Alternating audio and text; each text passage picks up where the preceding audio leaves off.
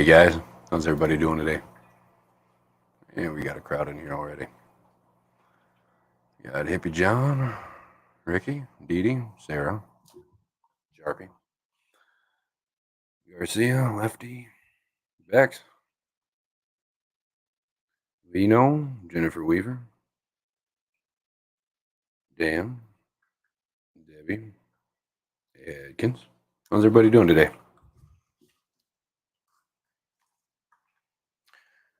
I'm not doing too bad. I got something in the mail today from Crayfish Empire. I did not order it. Somebody else who has my address must have ordered it for me, which isn't a whole lot of people. But it seems to be a bunch of snail food.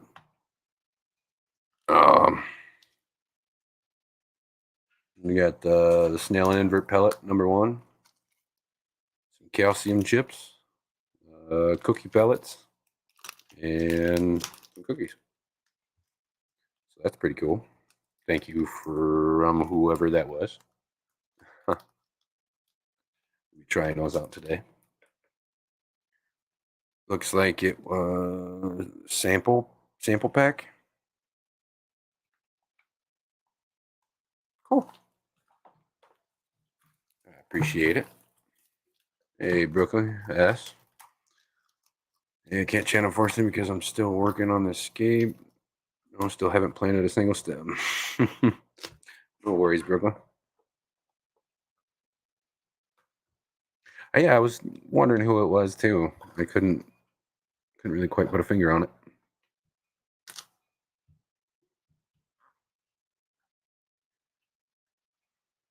Yeah, I mean, I'm not complaining. I've never. I mean,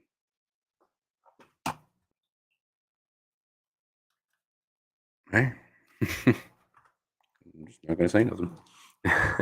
Thank you. I take it you couldn't do a full escape setup video in 30 minutes with no editing. She's been working on it for what, over a week now, Brooklyn. Heck yeah, Dee Dee.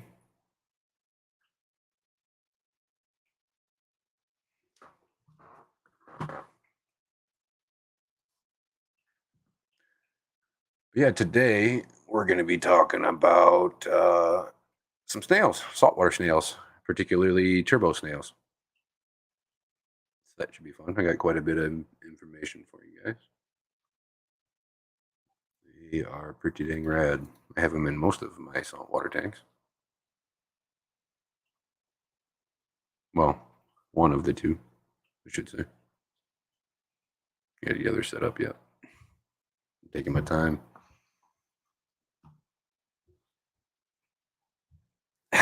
Money's on gardens. Who knows? We'll have to ask her when she hops in here. I'm sure she'll be around. I'm sure she will.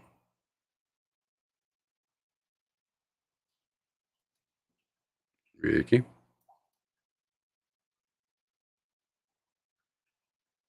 Bad. I was just looking for something that wasn't there.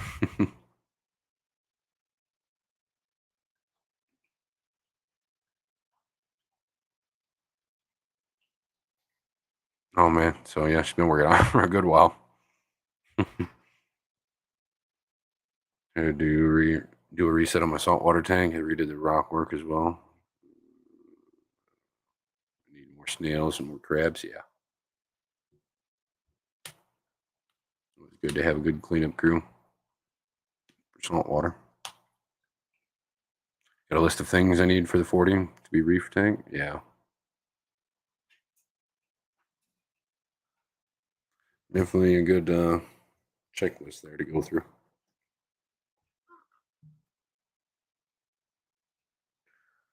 Oh, you're all right, Ricky. It's no worries. Half the time I'm surprised I haven't fallen asleep on one of my own streams. Favorite hermit crab for a 29 gallon? Oh man. I like the little blue leg hermits. The little guys.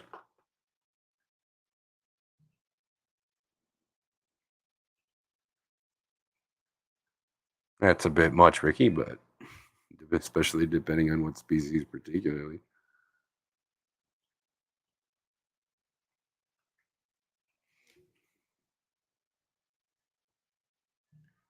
We are going to give it a few more minutes here and let some more people roll in before I get cranking on it here.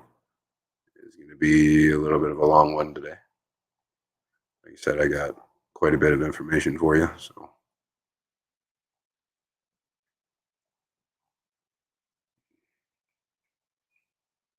right. Stuff set up here.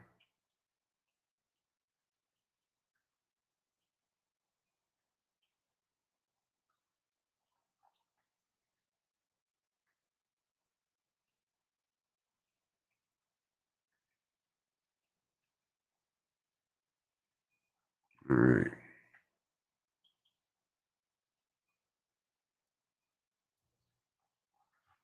Cool.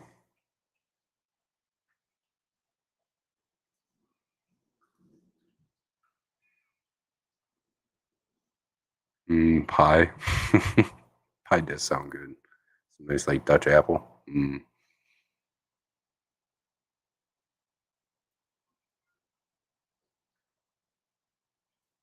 It's gonna cost like $1,000 if I get the lights I want. I'm a sucker for those AI Prime lights. Yeah, they're not bad. I'm really digging these light perspectors. Man, one of the big ones that are like $250 would do perfect for that tank. Strawberry rhubarb sounds awesome too. Or some pecan, whatever the fuck you want to pronounce it. Three hermits in a tin, yeah. It really just depends on how big the species get.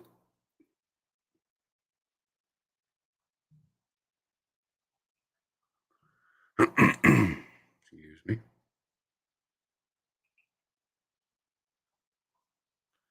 think my snails in the reef are tranche snails, yeah. Which work just as good. They're a little bit better at getting in smaller places. I mean, your average turbo snail is going to get like 2 inches, so sometimes bigger.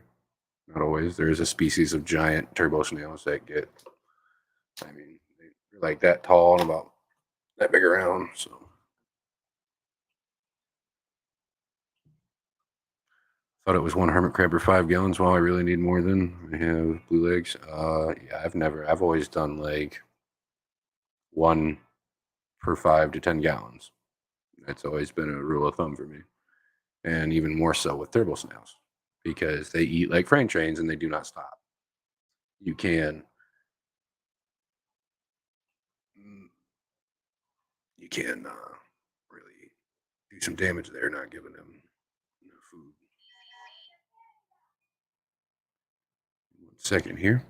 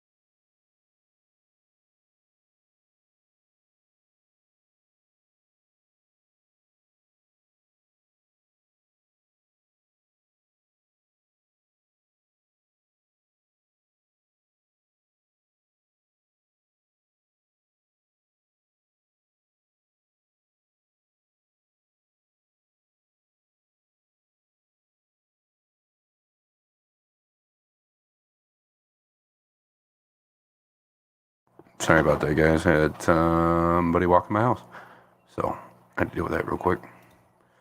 And no, it's not corrupted. It's just for some reason not showing on YouTube.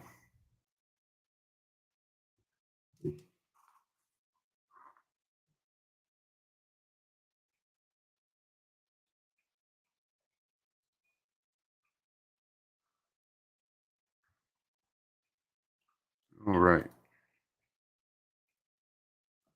Couple more minutes here. No problem, Ms. Atkins. Take your time. Yeah, that's Dixie. You little weirdo.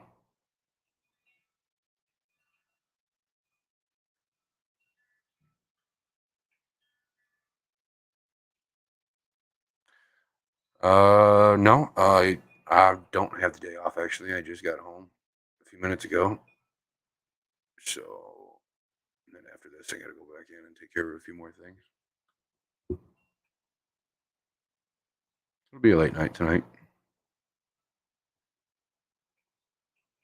more than likely, anyway.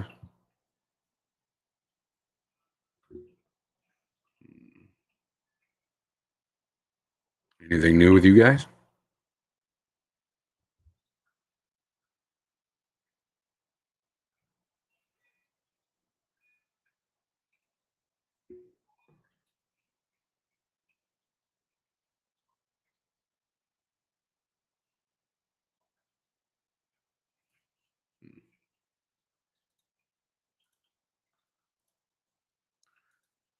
So,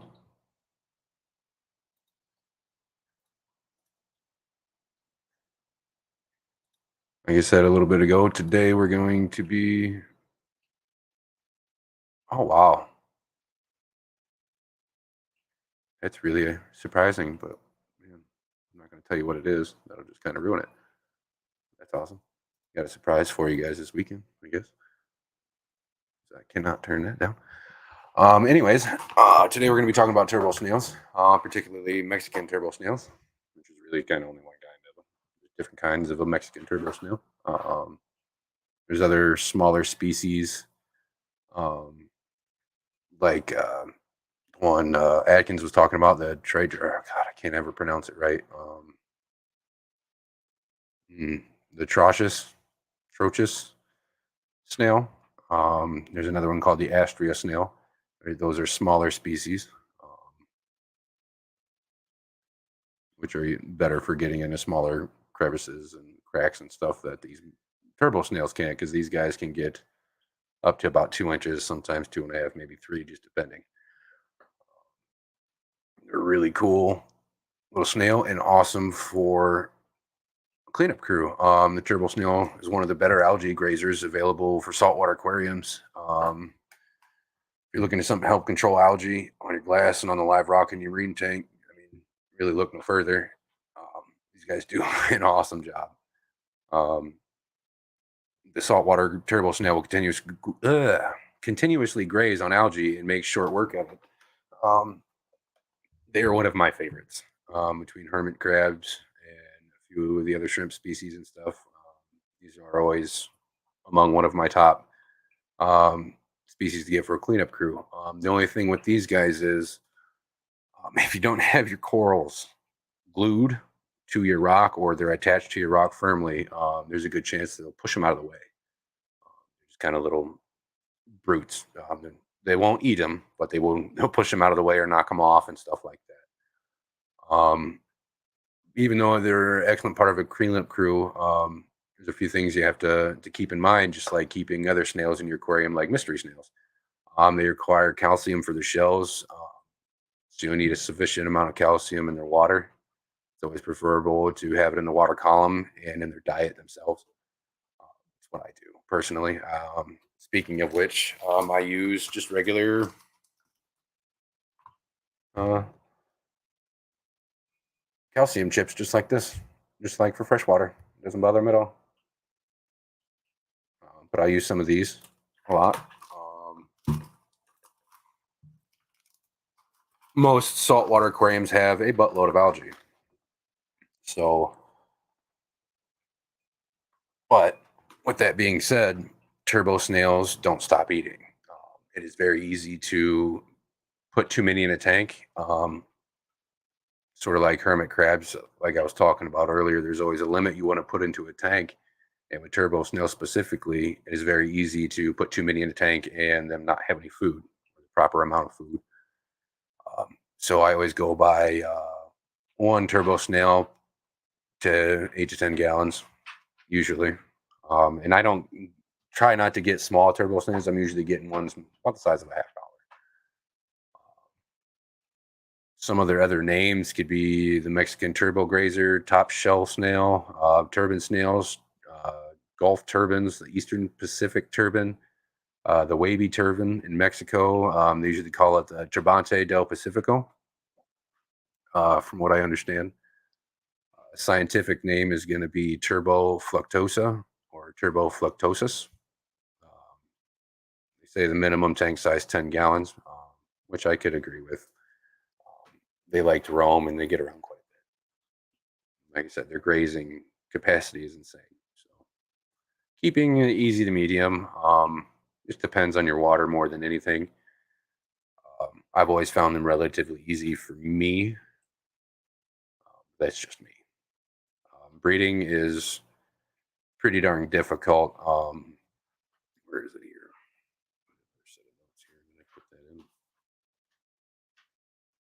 Relatively difficult turbo snail to breed turbo snails at aquariums. The fertilization is external and nocturnal. Spawning is initiated by males. Female spawning is induced in response to the presence of a male seed in the water. Females generally spawn for 5 to 10 minutes, with individuals releasing um, oocytes or unfertilized eggs into the water column. Although females can release a lot of eggs, the mortality rate is pretty high.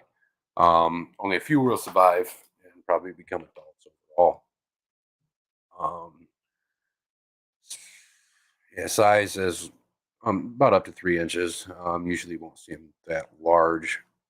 At least I don't. Optimal temperature, you're looking at 70 to 75 degrees is what I usually try to keep mine in. They don't really care for very warm water. pH 8.1 to 8.4. Um, KH 8 to 16 is usually pretty good. Nitrates less than 20 is what I shoot for. They're very peaceful snail. They're not they're not going to be attacking nothing in your tank or anything like that. Not even your corals really. So they might crawl on them, but they won't eat them. They're herbivores, so they eat a good mixture of everything. Lifespan up to 5 years in aquariums, typically 1 to 2, maybe a little longer. They come in a lot of different colors: light brown, reddish brown, greenish, or orange with whitish and dark brown mottling, which is kind of neat. I guess some pictures for you here. Hold these up.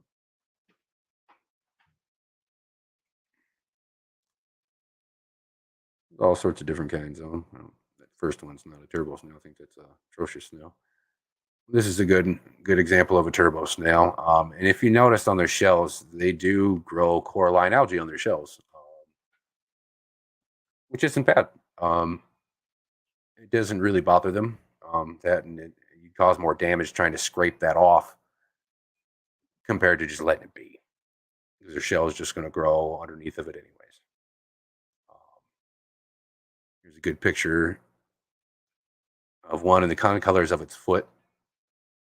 Um, they can range to like a light colored to darker colored to something like this.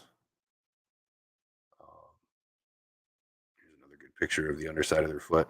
Nice light colored one. Um, they do kind of recede into their shell when they're attacked or feel threatened. And it kind of looks like a little eyeball. So that's pretty cool.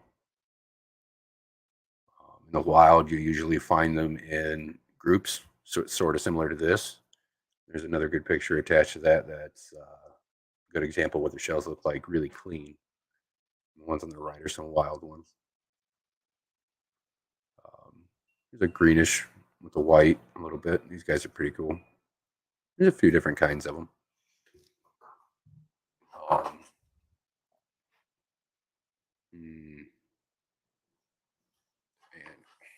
The only thing I would avoid keeping with these guys would be some of the more aggressive marine invertebrates, like some of your cone snails and stuff like that, or hell, mantis shrimp or anything that's going to eat snails or anything. I try to mess with it too much, they'll probably get ate. At least in my experience. Um, Going back to their diet a little bit, like I said, they're herbivores, mainly algae. But you can supplement their diet with dried seaweed. Having live rock is beneficial because they can constantly graze on that. Um, Going back, limit the amount of snails you're also keeping. Algae grazers. I'm sorry, limit some of the species of snails or the amount of snails. 'Cause some tang species even will eat them. Um, so that's always something to keep in mind. To tell them apart, male from female, there's no definite way to distinguish males from females from the outside. You'll have to actually get inside of them to tell what's a male and a female, or witness them spawning if you can even manage to get them spawned in an aquarium, which is very difficult. Where we at here? Because these guys are grazers, I found a little fact that popped up through my search of all these guys. On a 24-hour cycle, dusk is a period in which algae has maximum nutrients at the end of a photosynthetic period, corresponding to profitable conditions for grazers to feed at the end of the light period. Meaning, um, they're more likely to graze at the end of the day, after you turn off your lights and everything else like that. They are a nocturnal species technically, but you will see them moving around in the daylight. Not very much, and they are very slow movers as well. They seem to not really be able to get around very fast. They won't really escape either. I've never had one escape ever. They don't really care to go up out of the water very much. So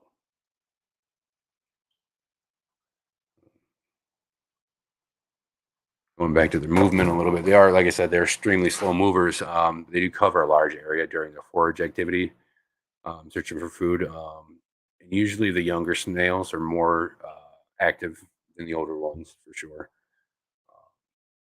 They're not very shy.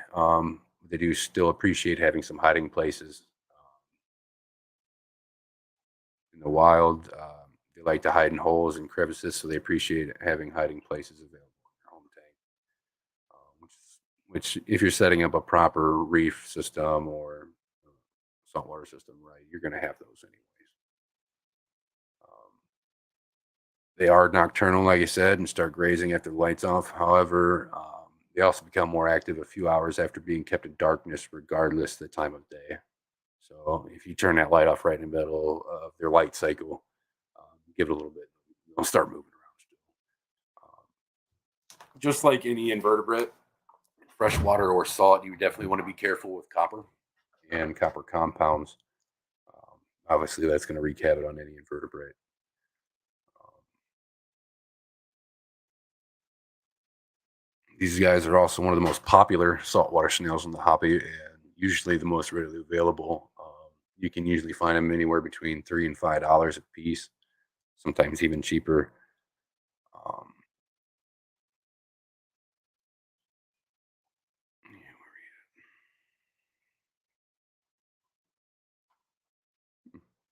yeah, I got my notes all mixed up. Jeez. Um, these guys are native to the Gulf of California, off the coast of Mexico, and range from Cedros Island to Baja California to Peru, including the Galapagos and Tres Marias Islands.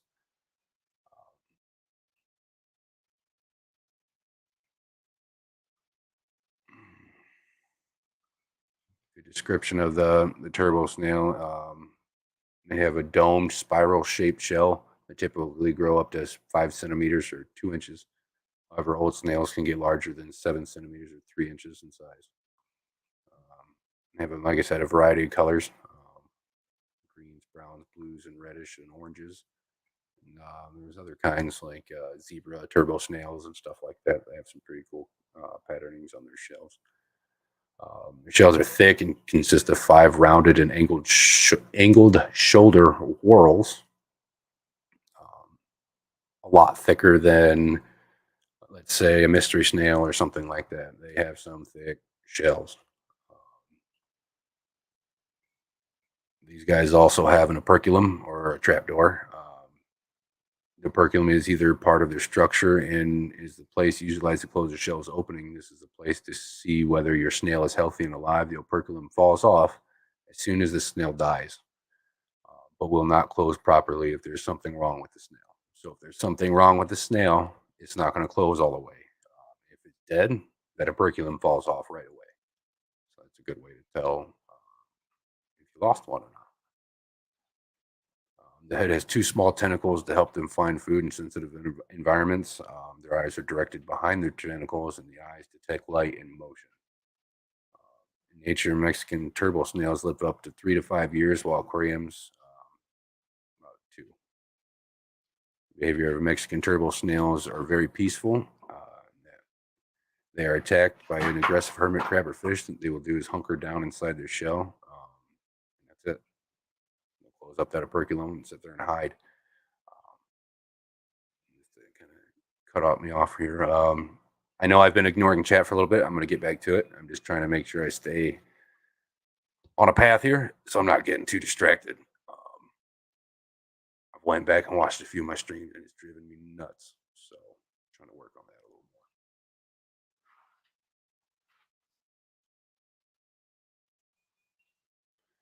more. When these guys fall upside down, they are able to right themselves back up. However, because they're heavy shells, it can make it pretty difficult. It might take a while. So if you can, keep in mind you can totally find a stick your hand down there and take them and flip them back over. I'm sure they'll appreciate it. I have to quite a bit. Mine are little weirdos. They're not a burrower type of snail at all. They remain active and spend the vast majority of their time below the water line. Um, so the risk of escaping is pretty low. They're reef safe. Or these guys are also reef safe. But like I said, you're going to want to make sure your corals are well planted, or not planted, but grasping your hard rocks, or your frags are well glued, because they can and sometimes do knock them over. There's one problem that I've ran into with them. It's hard sometimes. They got some strong feet. I've had one that I wasn't able to get off of a piece of live rock without actually hurting it. So if you're kind of trying to transplant some live rock to a new plant and you don't want something like that in there due to it won't survive or something lead or whatever, it can be a bit of a pain in the ass. Sometimes it's even difficult to get them off the glass. If they're stuck on there good enough. They're funny.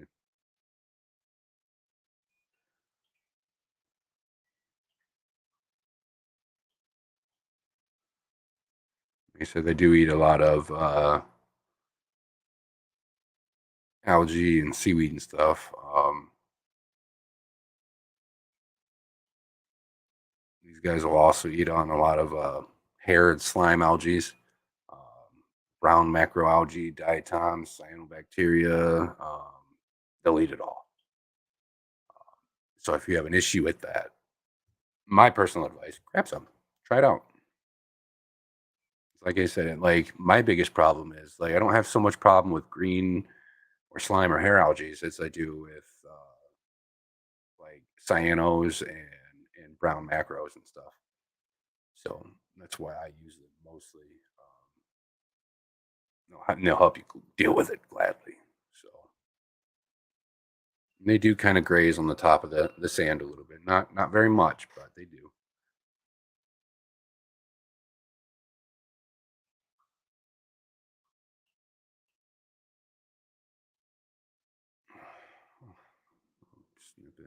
These snails can hold blades of soft algae between 2 halves of the frontal part of its foot, meaning it can hold on to little pieces of algae in between this little crack you see in the bottom of the foot on the screen here.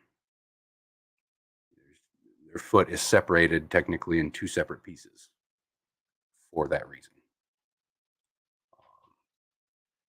And what that does is, oh,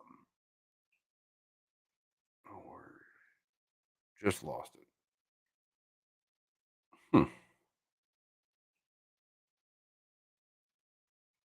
Well, I need like Brooklyn's note keeping skills. I'm terrible at taking notes. But anyways, they're able to do that to grab on little pieces of coral or whatever, so they're able to eat algae or the beginning of algae. Um, they're pretty good at it. So they can get around most places, but they do get larger, like I said. So snails like atrocious snail or astria snails or something like that are going to do better in the smaller crevices and cracks and places, which you can keep them together in one tank. They're not going to fight each other or anything like that. I've never noticed it, and I've never lost a snail to it as well. These guys usually live in a depth from about 3 to 30 feet deep in the wild. So obviously have them in a pretty big tank or whatever. But whoever has a 30-foot deep tank, I mean, saltwater tank, let me know.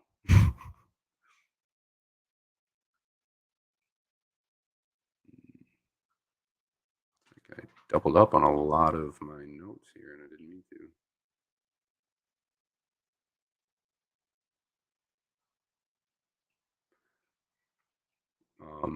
Going back to their food a little bit, calcium, like I was saying, is really vital for these guys. And I advise supplementing through stuff like calcium chips, and also somehow getting it into your water column through various means.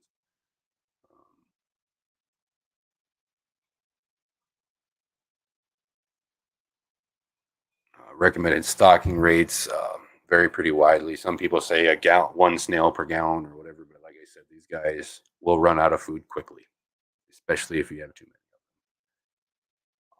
Yeah, your tank will be looking nice and pretty, but you're eventually going to start losing those snails.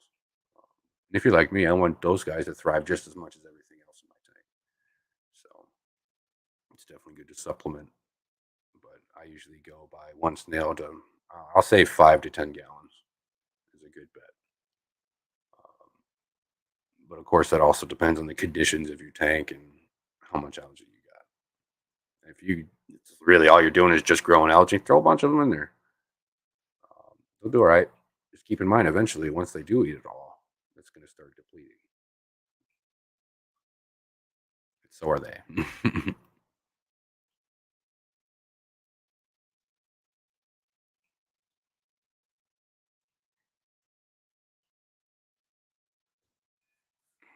Personally, in a lot of cases, like I said, I use the 5 to 10 gallon rule. Sometimes even I feel that's a bit too much, just because I've seen how these guys can eat and graze and how much. Um, you don't really have to worry; they won't reproduce for you. So, I mean, in the long run, they're just going to keep continually costing you money if you you continue to lose them because you're overstocking.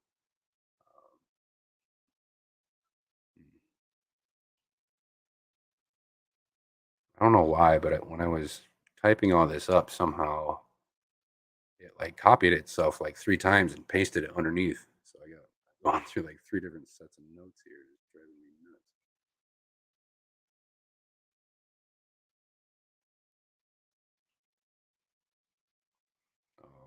A lot of people will say these guys are fairly hardy, and a lot of people will say they're not very hardy at all. But that really goes down to your water parameters and how clean and how much food you have in that tank.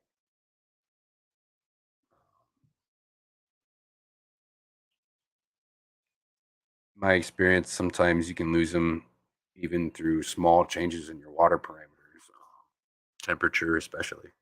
They do not like too warm of water.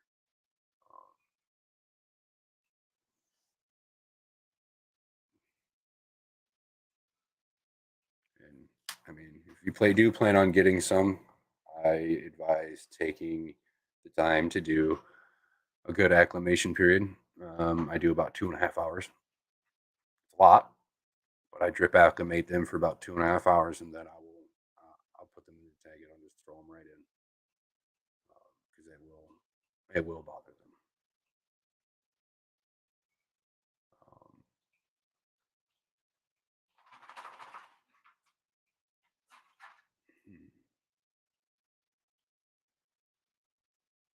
Um, it looks like I lost part of the information that I have mixed in with everything else. Keep going over the same information. I'm gonna try to find it here. Hmm.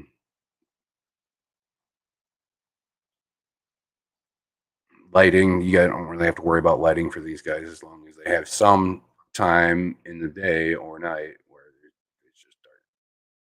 Blue light. I mean, the blue light's okay, like the blue night light's okay, but it's really not going to bother them either way. Um,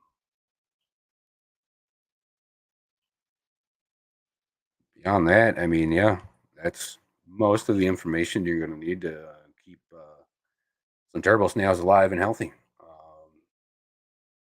Through all the parameters and requirements that I listed earlier. Should do fairly well.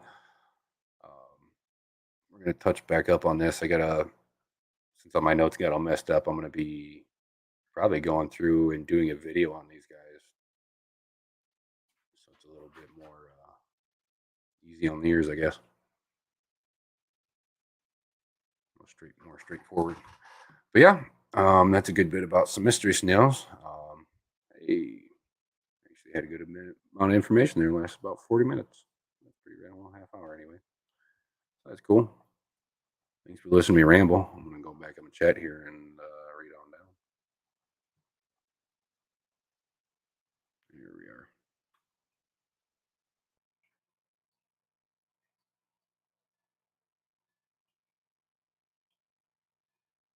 I think I'm there. Yeah, there we are. Still trying to figure out a history panorama or paranormal video for tomorrow. I don't really know what area you're in over there. So I couldn't even give a suggestion.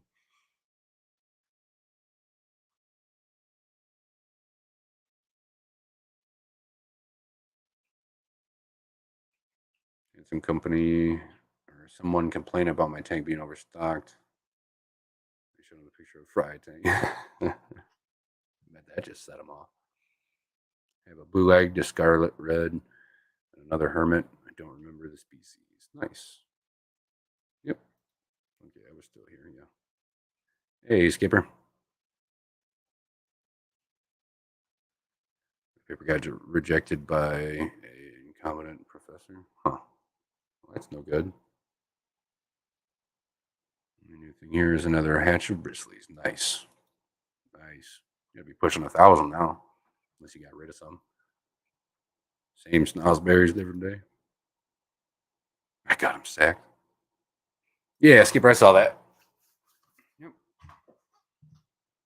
Just right in the middle of getting this started, so I haven't had a chance to reply just yet. But yeah, of course. I'm totally down for that. I believe you're actually the first person that's even asked me to do anything like that, too. Garcia, how's it going, man? Mike's Aquatics.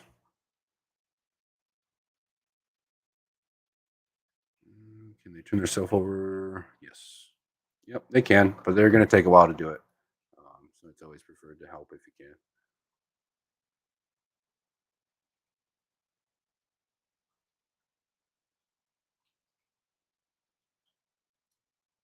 Yep, that is true. What do you think? A small Scopus tang for 40 breeder? You could. Yeah, you definitely could. As long as you're not worried about them eating on any coral.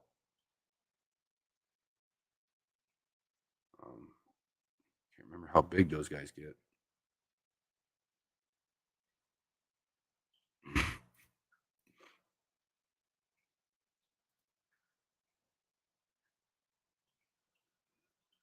Everybody saying hello.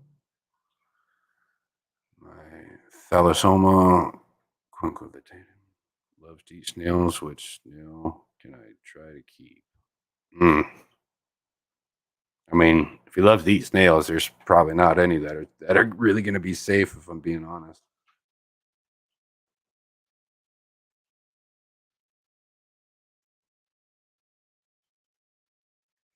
Hey, Bex. 30 feet, not a problem. Just finished fixing the damn disposal in my sink, so now I can hang out for a bit before doing some water changes.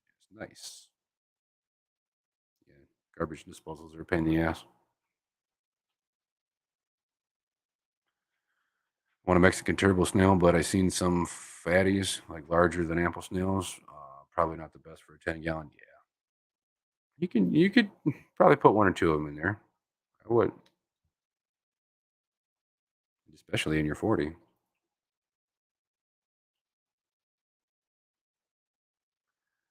Going live tonight and looking for a guest if anyone interested. There you go, anyone? I probably won't be home until late tonight, so I'm not going to be able to. But I'm sure somebody around here might.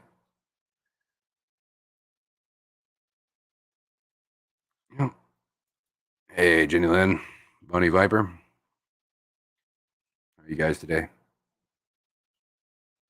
Skipper's Frank. I don't know. That's so random. Like, I just rolling through everything and it just threw me off. That's funny. The tank can be overstocked if you have good filtration or do frequent water changes. It can, but most people aren't going to put in the effort or the time to do that, to put it bluntly.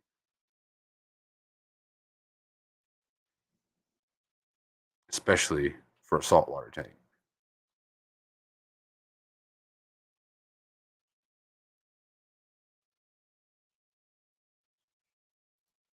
Some are, some aren't. Well, most are, I should say. But I know there's a few that they get a little feisty with your corals.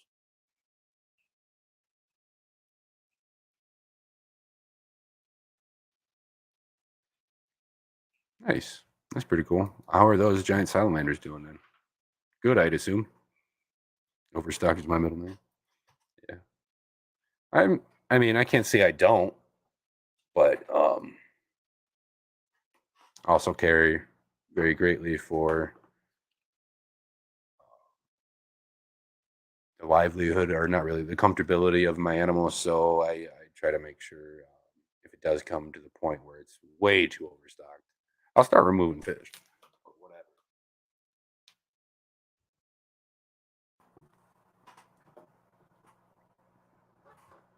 But I mean, like, I'm a little like Sharky right now. I got like 70 little baby bristle noses, a 10-gallon, a bunch of friggin' star fire fry, and all sorts of other stuff all in one day.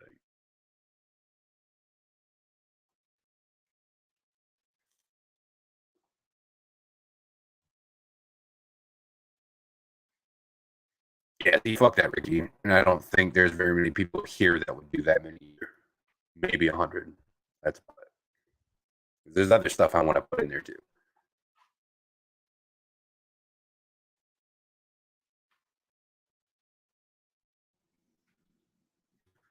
I'm pretty particular about it.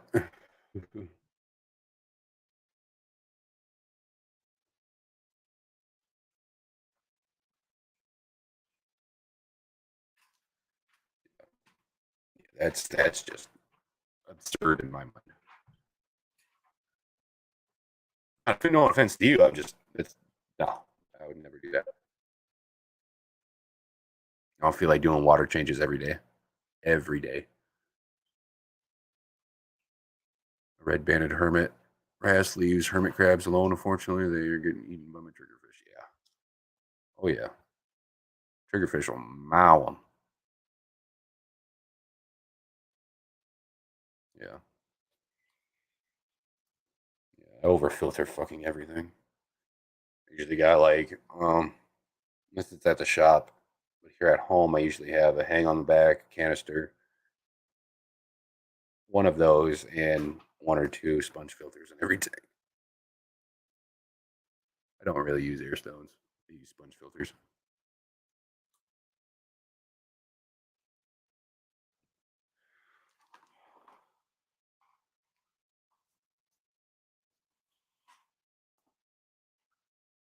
Like I say, I'm not saying I don't overstock stuff, but I'm very mindful of it.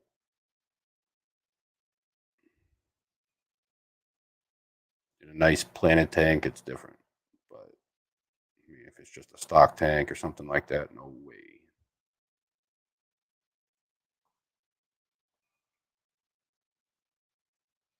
So you crash your system real fast. Just finished removing all the stems and got them ready to plant. They were turned into knots of stems because they were floating now. Trim hair grass for the first time. Nice. No problem. They really are. They really are. Oh, I don't know if you guys know about these or not, but Aquatop makes a sponge filter rated for a 120-gallon tank, which is that big gargantuan son of a bitch right there. There's one here, which is just a large aquarium co-op sponge filter, but there's this. It stands like twice as tall and 3 times as wide.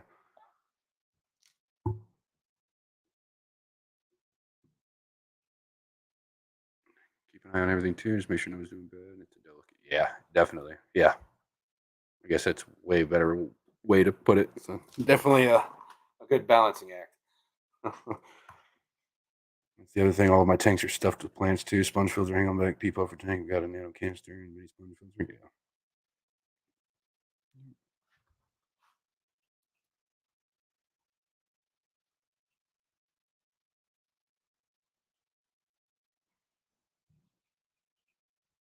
Yeah, I'm weird about my filters. Everything's got to have multiple filters.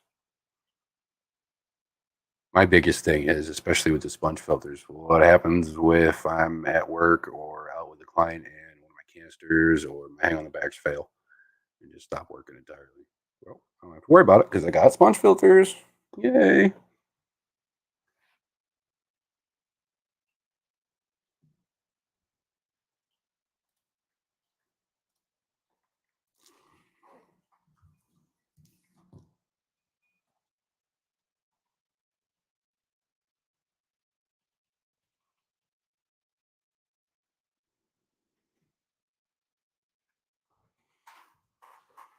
Reply to somebody real quick.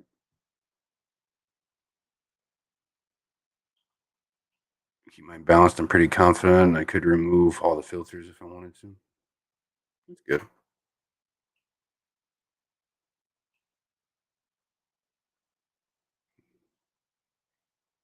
Can't wait to get some Amazon puffers. Oh man, those things are so fun. I love Amazon puffers. My other favorite species of puffer are the green spotted puffers. They're brackish. A lot of people will tell you they're fresh, but they're meant to be in brackish water. Should I unplug my internal canister filter while I trim the hair grass and scrub the rocks? After I do that, I'm going to clean. Broccoli, I wouldn't, just because it blows it around and it'll get caught up. I mean, you can if you just want it all to float to the surface, but it's really up to you. Mine like to collect at my surface skimmers, so I just kind of blow it around for them to pick it up, and I'll scrape it off of that.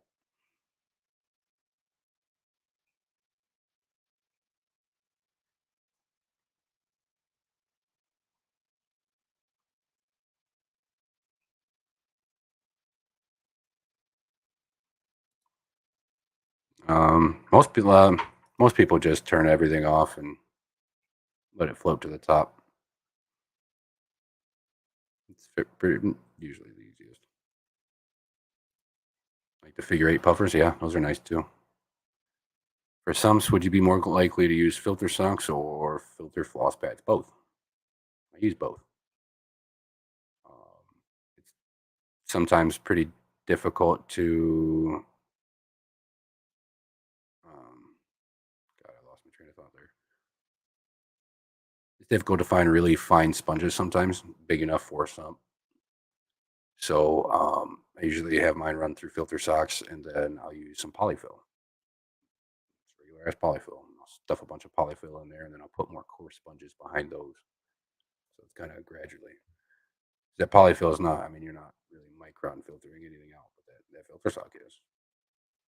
And that'll catch everything else after that if it manages to get through. And it polishes the water really nicely. So that's what I do. Just use polyfill and use both. Going kgs with filter flosses. I like the filter floss pads that are just like the loose polyfill more than anything. I like to cut them out, just cut them to make fit whatever. Surface skimmer. Brooklyn, they have little like in-tank surface skimmer things that are like 25, 30 bucks, I think. They sit up in the corner of your tank.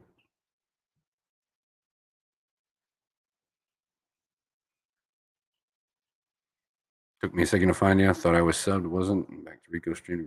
I appreciate it, man. Thanks for the sub, too. When I clean the socks, I usually either take them out and rinse them or replace them once a week. I usually use the 50 or 100 micron. So those will clog up really quickly.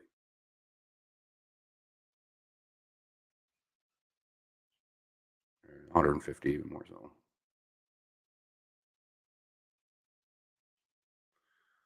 I guess I can't keep invertebrates other than some soft corals that won't. Yeah. I mean, you could try different things like some cheap shrimp or something like that. Even maybe they won't go after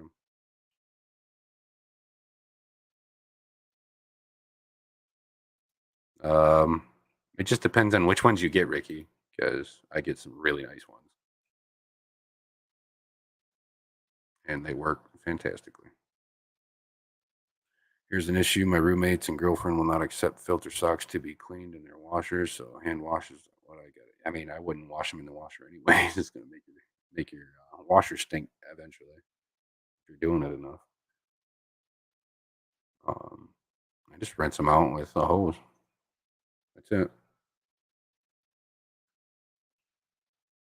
Rub it down with my hand a little bit.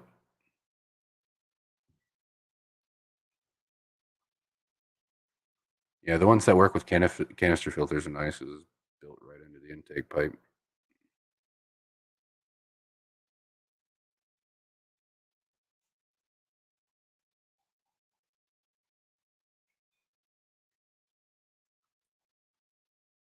I don't think I've tried the blue machine.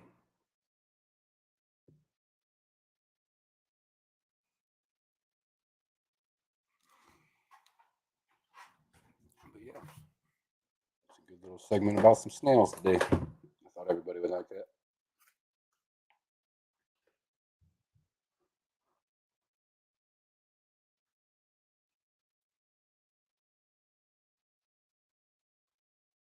Here eventually, once I get that stuff broke down and start turning into a saltwater tank, I'm going to be doing a salty surprise about negative space aquascaping.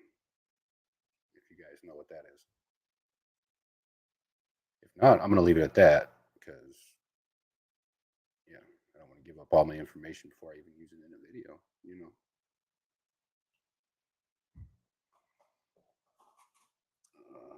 Filter skimmers are awesome. I love.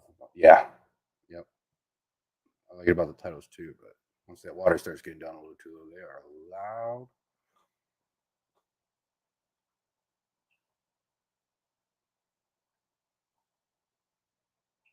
Look up Sobo Surf Clear. Okay. You write it down real quick so I don't forget.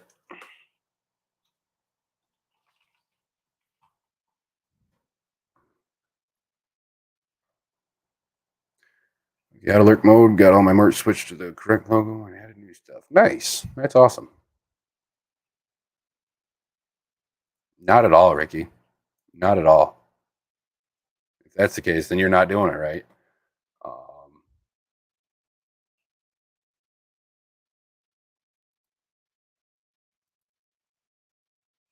Let's see. Bulk Reef Supply has a fantastic video about negative space aquascaping, better than I could probably ever hope to do. But no, negative space aquascaping is not that at all.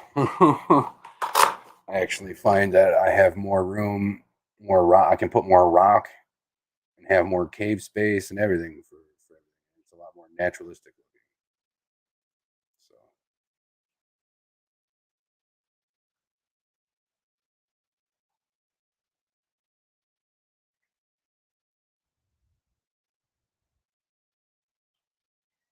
cheap little internal canister because it wasn't having any water flow with the sponge filter. Just had stagnant water. You have a better suggestion for filtration in it. Hmm.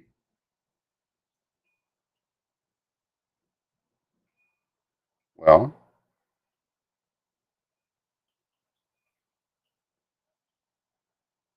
so you just have a sponge filter, and that those little internal canister filters work good. Maybe depending on how big your sponge filter you have now, maybe a lot of times what I like to do is get two sponge filters, have one on each side of the tank, and then I'll take a little mini water fan, or God, why can't I think of the name of it? Wave maker or power head, and put it in the side of the tank and just kind of have it blow across the surface of the water.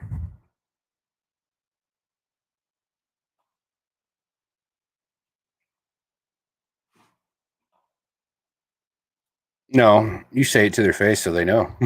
Fuck that. Negative space aquascaping is not an empty tank at all. It's actually utilizing more space in your tank than you would if you were just piling rocks up in the middle of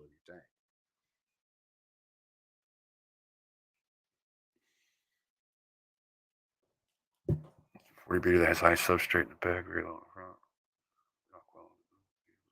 in front.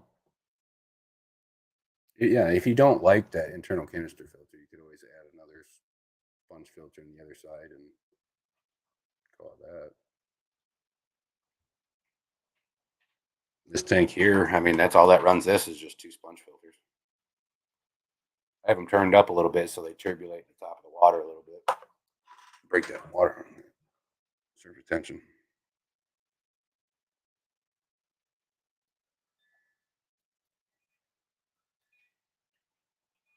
I mean, Ricky, you laugh at me, but I've been doing this my whole life, man. You're just, yeah. Negative space does not mean empty tank, period. No worries, Hippie John. No worries. Use a combination of filtration and strict single back sponge filter. Yeah, I always just use one or the other when it comes to hanging back or hang on the back and then a sponge filter. If I had to choose, I'd just throw canisters on everything.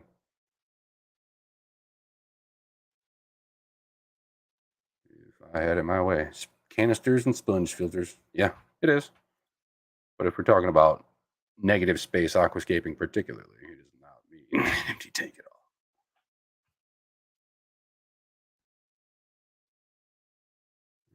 1 second here. I have to go to the bathroom, and I will be right back.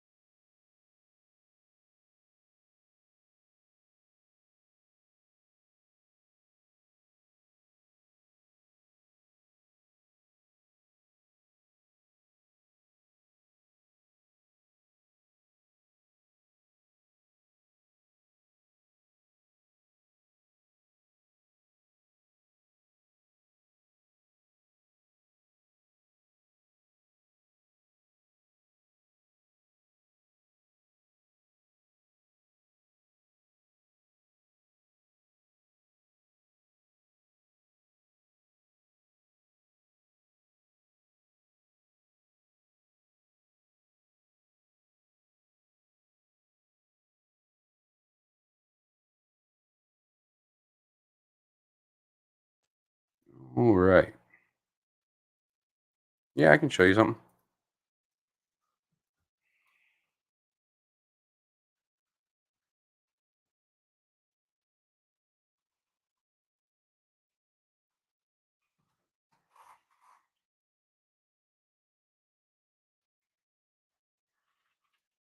Try to find a good picture here.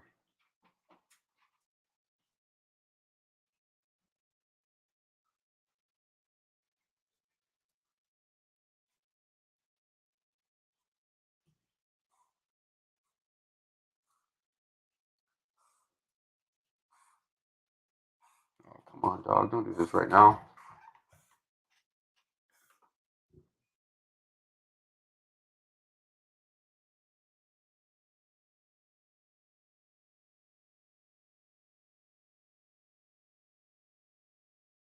All right.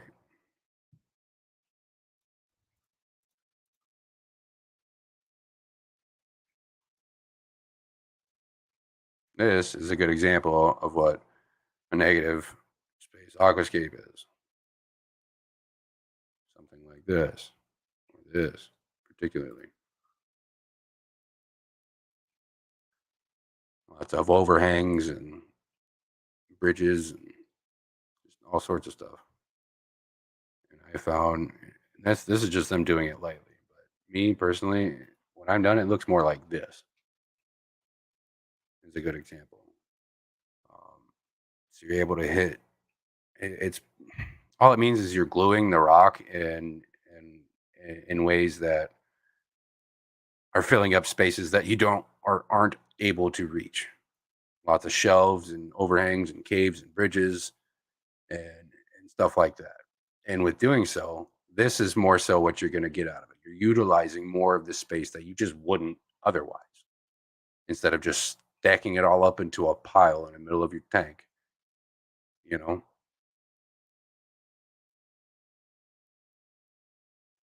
like that, or like the first one I showed you. These are all great examples of negative space aquascaping.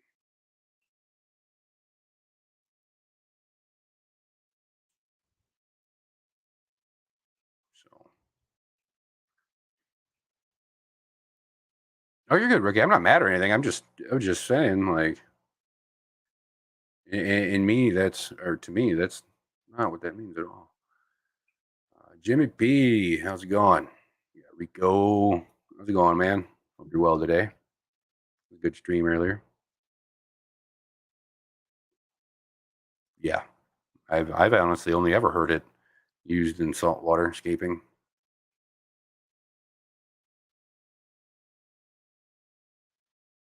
I just want 2 islands in my reef. 10 gallons is 1 island, maybe 2. Maybe 2 islands like that would be something I could do. Yeah, you can definitely get, or you can take the uh, different chunks of it and break it apart and glue it together or epoxy it together or whatever to create that. Do I use the golden ratio? Golden ratio for what?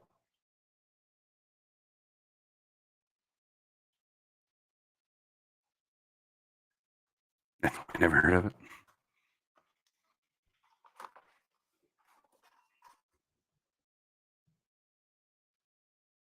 17 people in here. Yeah.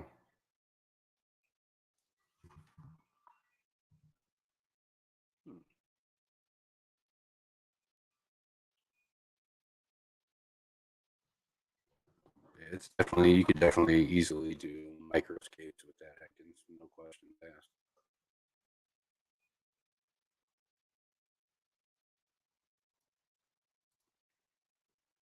I mean, I don't really know of a golden rule for that, but I have different, or I have certain guidelines I go by.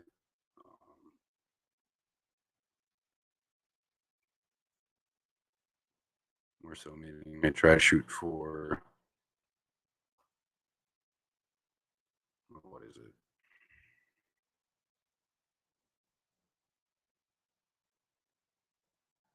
A lot of times I go for like 3 to 5 pounds of live rock per 2 gallons or something like that. what I do beyond that, I mean, there's no really golden rule for it as long as I'm reaching different levels through my aquascape for my corals, because not all corals are going to do better at certain depths or distances from the light. So I don't really have a golden rule. I just go with what works for that species particularly.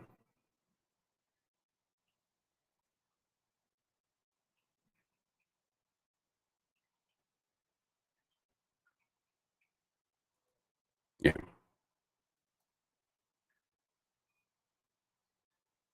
Oh, I know what you're talking about now. Yeah, not really.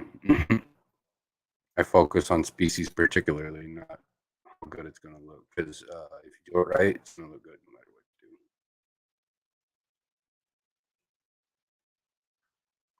Use the hang on the back and a mini fan on a 30 gallon. I never clean both simultaneously, so I do not lose the bacteria. Yep. It's another reason to have two separate filters.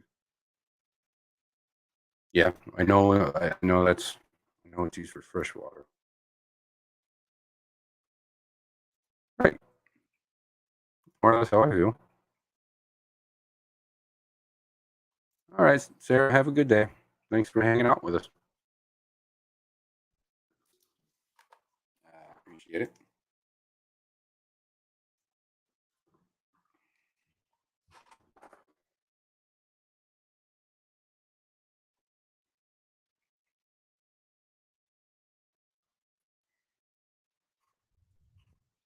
That's a pretty good statement. Um, yeah. I just usually, to me, setting up a reef tank, I'm already, you know, kind of planning around industry or hobby standards per se, as it is. So.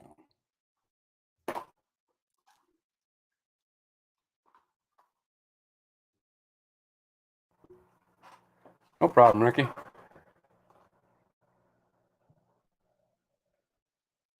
wanted this tank to be a competition tank. Nice. I've got some really nice pieces, but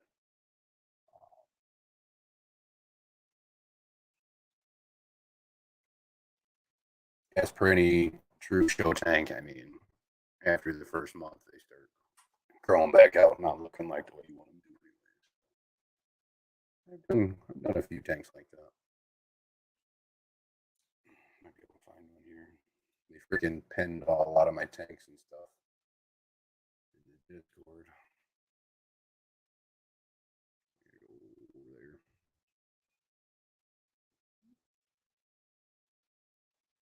See if I can pull it up for you guys here. I've done some really nice art. And I've never, even with a lot of the super high tech tanks that I've done, I've never gone to a certain style or one over the other. I've always just kind of escaped what I felt was best, and this is what I've come up with. If I can get it to freaking work. Oh, there we go.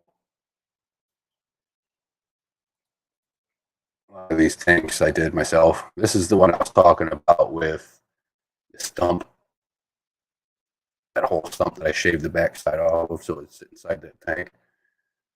And everything's just kind of grown over it. I planted like this stuff there and all the grass at the bottom. I really just let everything go, do its own thing. I kind of tried to keep everything sectioned out, but after a while, it just evolved into this. I do some pretty crazy stuff. I don't know. I like to keep things simple. It makes my job and everything else a lot easier.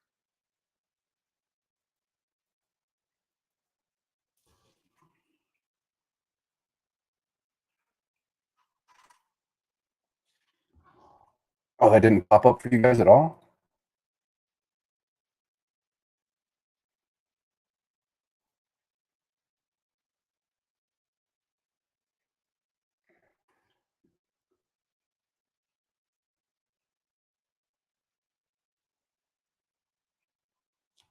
one tank, like that tank is taking me just as long as it is now for you, Brooklyn. Just get that one. It took me so long to figure out exactly what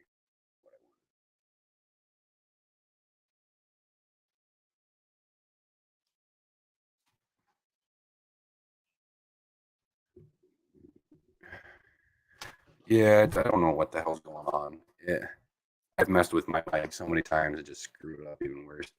But for some reason, like, to show you, like I'm literally that far away from my mic and have been this whole time. So I have no idea. Maybe that'll be a little better and turn up the gain a bit.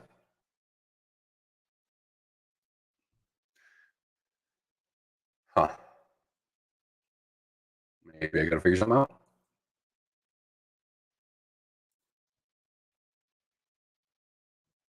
So you guys did not see any of those pictures I just showed you?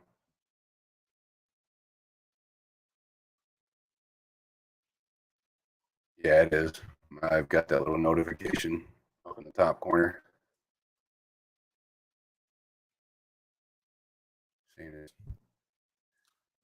not got the best connection, unfortunately.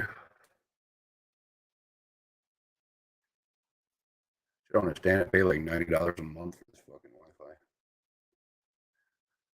Okay, yeah. So when I stop my cam, you guys couldn't see nothing, right? Well, at least now I know. Pull it back up here. Of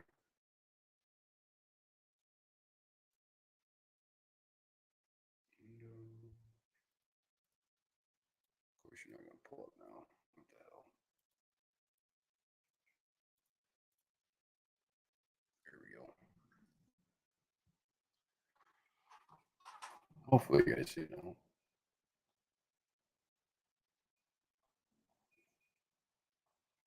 Yeah, this is the one I was talking about with the stump. With the stump.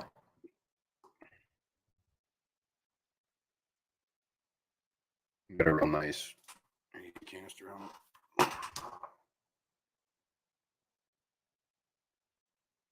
It's one of my favorite tanks I've done. It's a little 15-gallon.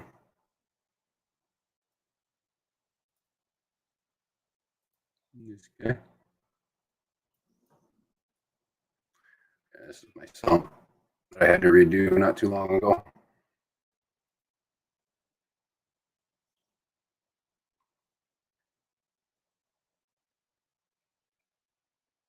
Yeah.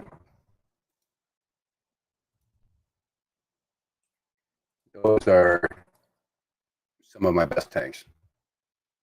The stump one is, but I ended up giving it to my brother. So he's got that. It doesn't, like I said, they don't look like that now. But I mean, the stump one kind of does. I take pretty good care of that one. It's my baby. I've never had a tank look so vibrantly colored like that. Just all the purples and the reds. It blew my mind. I never expected those. What are they?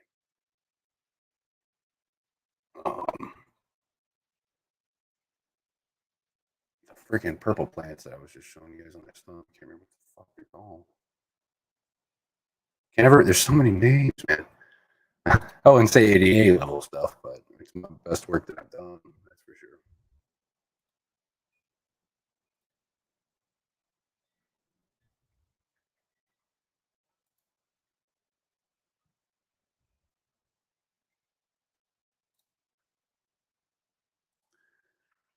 I feel like I could do better if I really took the time to focus on that more, particularly. That's just me.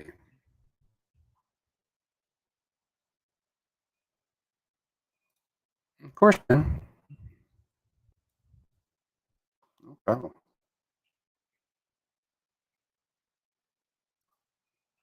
Hey, I'll be straight up. I don't know all the proper terms for everything, like Iwagumi and all that stuff. I don't. I just know what looks good in my own head, you know, and I'm able to express that a good bit in a fish tank. about it. Most of the systems and stuff that I do are a lot of like cichlids and simple planted tanks and stuff like that.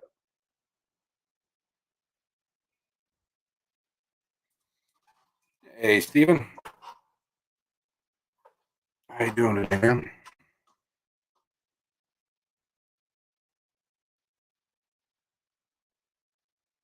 I don't know if you caught it. I just got done showing everybody some of the super nice high-tech plant tanks that I've done.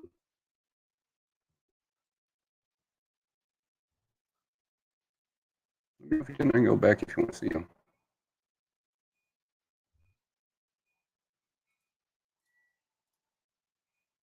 Around here, I do lots of, like I said, cichlids and simple planted tanks, simple saltwater tanks. So I got a few, like I said, I got a few customers that keep some pretty crazy stuff that I take care of.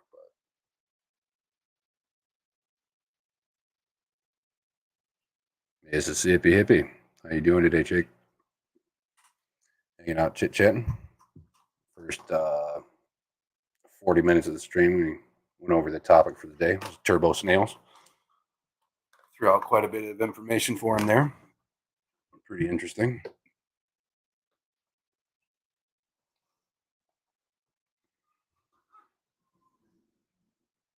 How much to commission me to do a reefscape? Honestly, man, buy me a 6-pack and let's hang out for a few hours and let's get it done. I'm not going to charge you for it.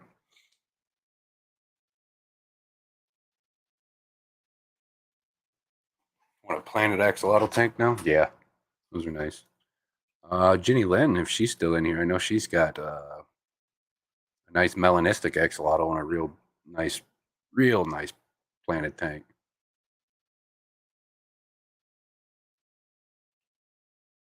Oh, I got somebody at my door real quick. Give me 2 seconds.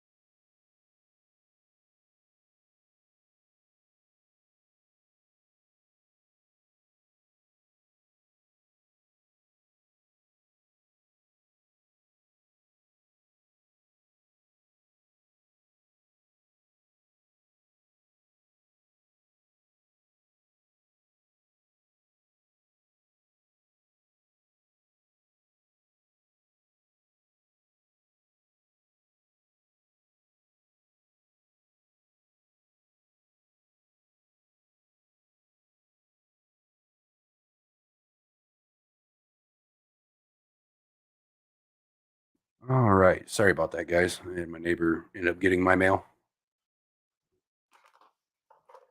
Fuck, I'm down.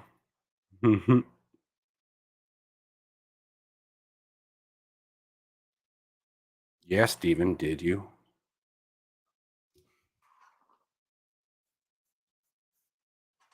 The GFP axolotls and the mosaic ones. I want to morph them out. Yeah, it's pretty cool. My buddy's got some copper axolotls right now, and those are freaking sweet.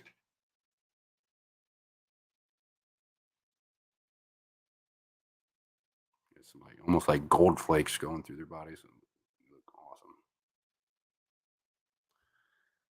Our new axolotl is in our quarantine tank, but he loves the plants. That's awesome. It's a pretty quarantine plant or quarantine tank. I'll tell you that. Some killer shots of my festivals yesterday. I posted some in the community tab. If anybody hasn't seen it, shameless plug before the day. What community tab? Kind of lost. If it's on Facebook, I'm not on Facebook, so I probably wouldn't have seen it anyways.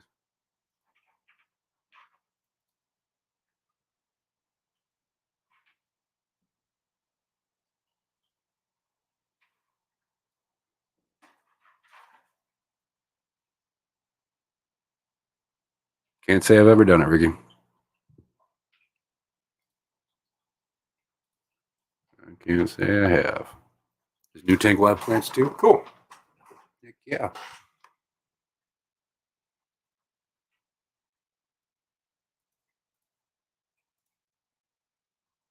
Oh man.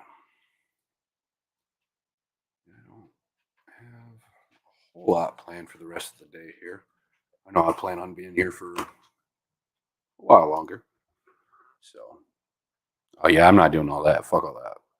If I have to inject them or do anything like that, no, it's not happening for me. And I'm not getting it done by a pro either. That's just not happening to my animals. Oh, on your YouTube tab. Okay. Yeah, I'll have to go check that out.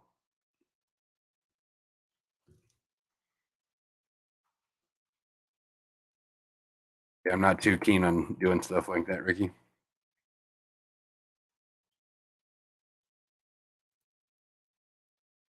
Oh wow, that looks great.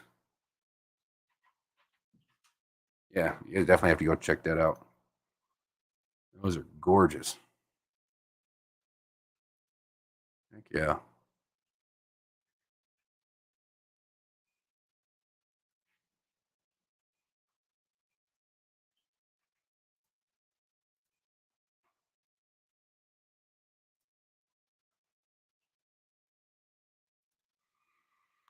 I always have to drive to the main road for a food delivery service. I usually get lost in the forest. That's funny.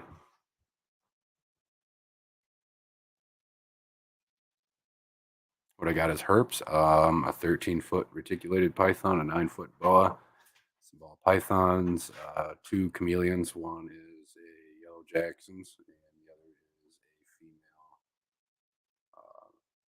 veiled.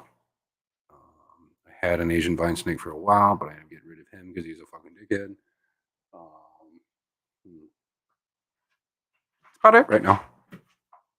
Here, as soon as it starts warming up a little bit, and I'm able to safely get him here, I'll be having an Indian star tortoise. Already paid for it, so that's pretty cool. Smaller species of tortoise only get about a foot long. I'm in the market for some more boas as well. So yeah,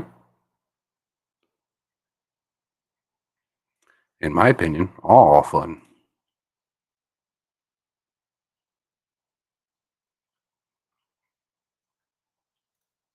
He's got a point, Rainer. I'd love to live way out in the middle of fucking nowhere.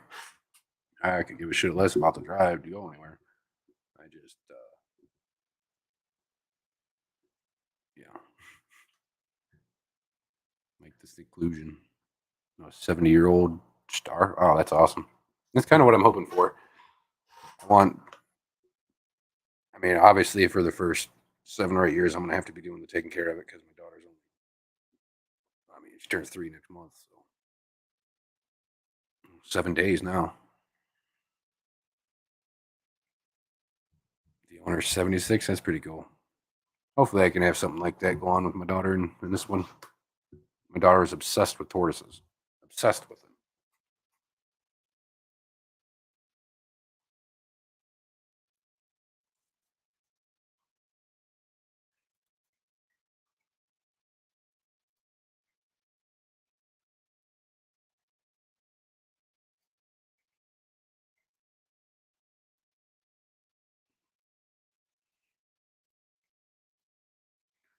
Yeah.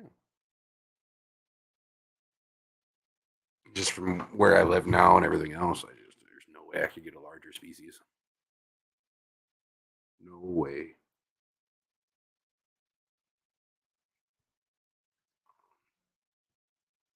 I live in, I mean, technically it's a double wide, but I mean, it's huge. I got 3 bedrooms, 2 bathrooms, a dining room, a kitchen, living room. So it's a big place, but not big enough for something larger. It's super nice, but I always have to be careful when I go out for a walk with my dogs. I bet. 26 people in here. Heck yeah. little bit here, and I'll probably throw up that link if anybody wants to come up and chit chat.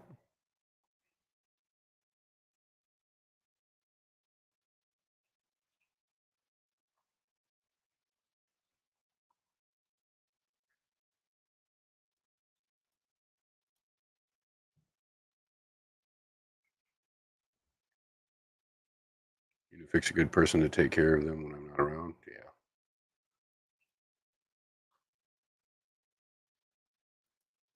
Yes, they will. I love animals like that.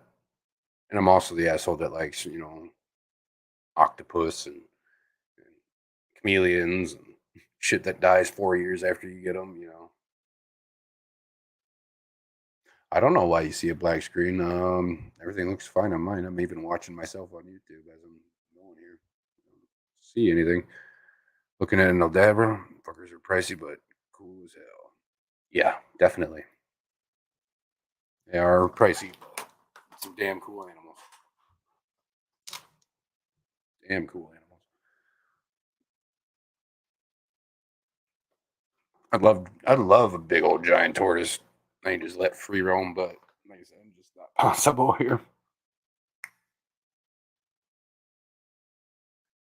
And what's cool is my dogs are cool with turtles and tortoises and shit too. They won't bark at them, chase them around, nothing. They'll walk up and sniff them. That's about it. So I'm not worried about them freaking a tortoise out or anything either, which is nice. It's always in the back of my head. Like my chameleons, I have to keep them in my bedroom because in here, I mean, their light cycle is pretty strict. So I keep them in my bedroom. That and just from the dogs walking back and forth in the house or whatever seems to freak them out a little bit. So I definitely make sure to keep them back there. Alpaca? No, we're talking about tortoises and Aldabra tortoise.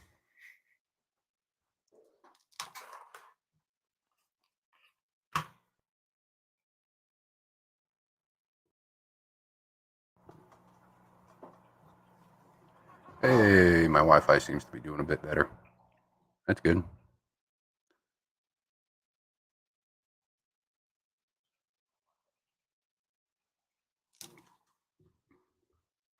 My mic is pissing me off today, man.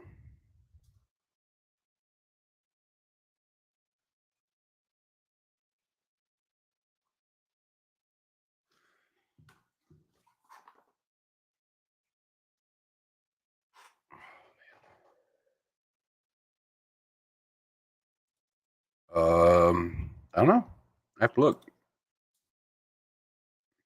I don't know. I know I paid close to $100 a month for Wi-Fi, so I play a lot of games and stuff. So I try to get some of the better tier of Wi-Fi I could.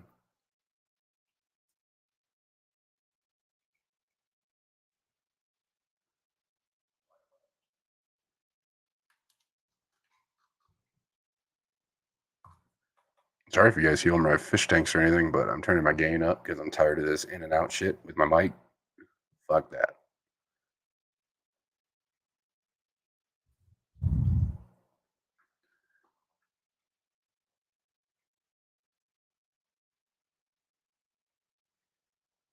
Oh, I bet ass. Um,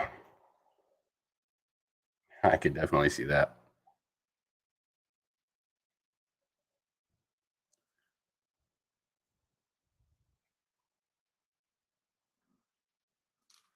Huh, that's pretty cool, Rainer. What species are you talking about?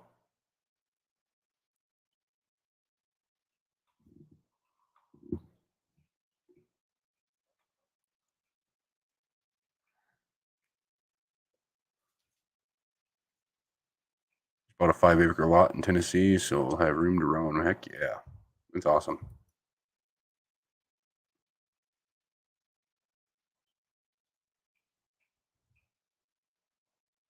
Hymen lepidus, I don't know scientific names.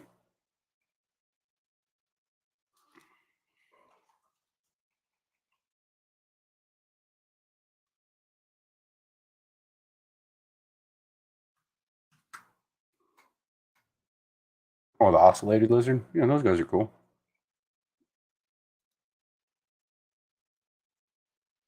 patterns and stuff that they get are beautiful.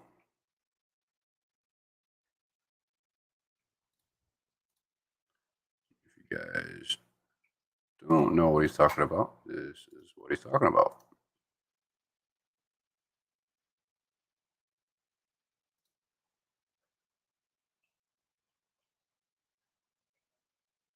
It's a good picture. And they can be a little feisty sometimes.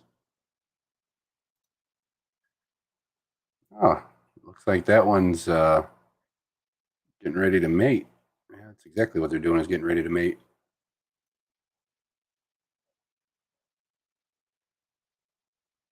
Cool. Definitely a really cool species.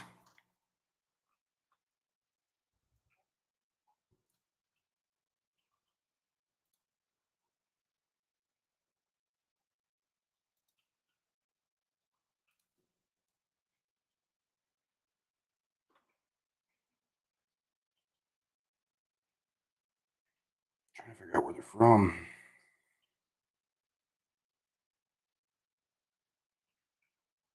Huh.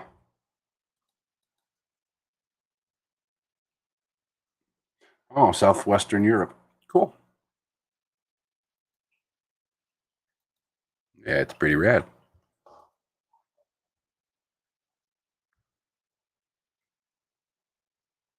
Water dragon, or a Chinese water dragon, or what is it? There's a few different species that can.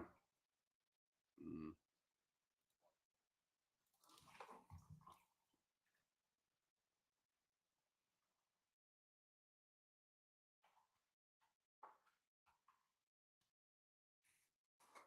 Axolotls, yeah.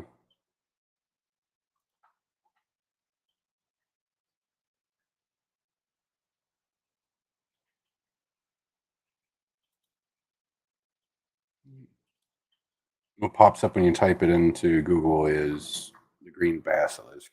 There's a couple other species that can do it and have been caught doing it. Most of the time, what people are talking about is the green basilisk. No problem, Whip. Have a good day, man. I really appreciate you hanging out with us. Jesus lizard, yep.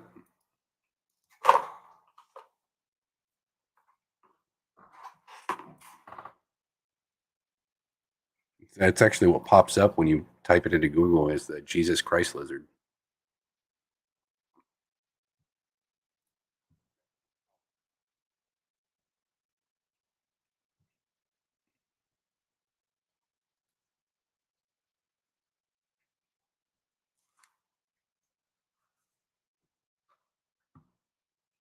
One of my filters is making a little noise.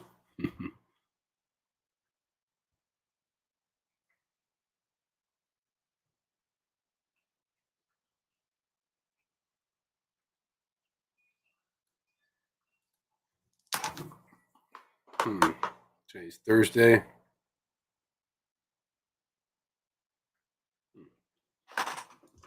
Looks like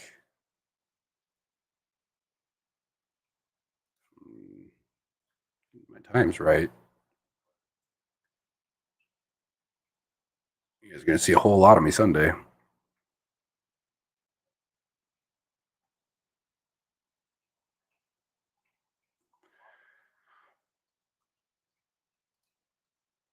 Yep. Not gonna give you guys too many details on it, but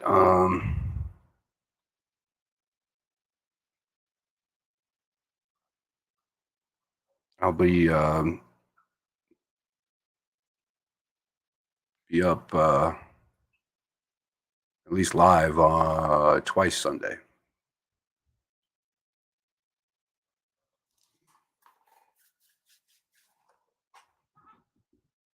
Once earlier on in the afternoon, and and then again in my usual time at 11.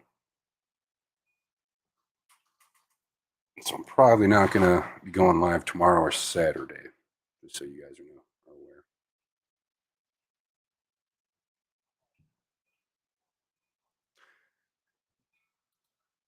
Yeah, probably not. There's a free slot sometime after I get off work, and nobody's going. pop up Friday or Saturday, but that's about it.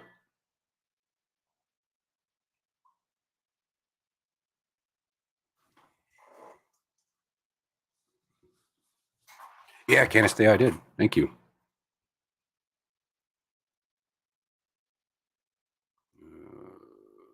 Engaging Batman detective skills.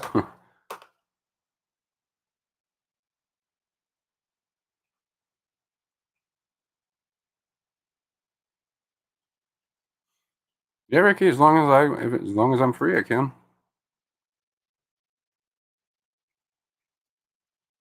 Oh, show.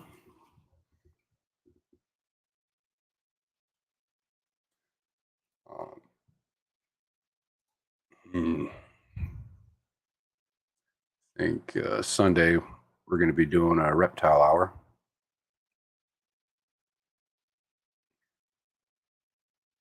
Yeah, that sounds good. I really wish I had the community tab because it'd be nice to get a little more feedback from you guys sometimes about picking stuff you guys want to learn about or check into.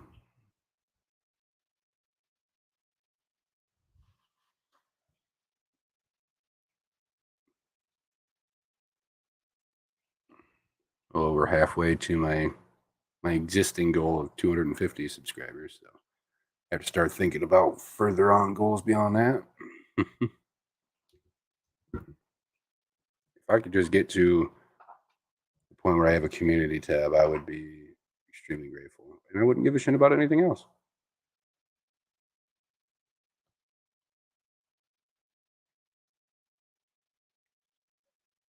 I've not found the right tree dweller for an indoor free range.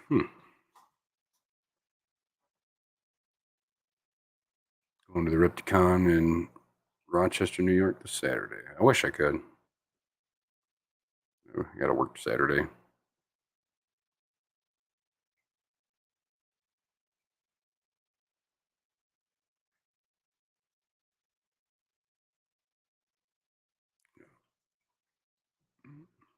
Hmm.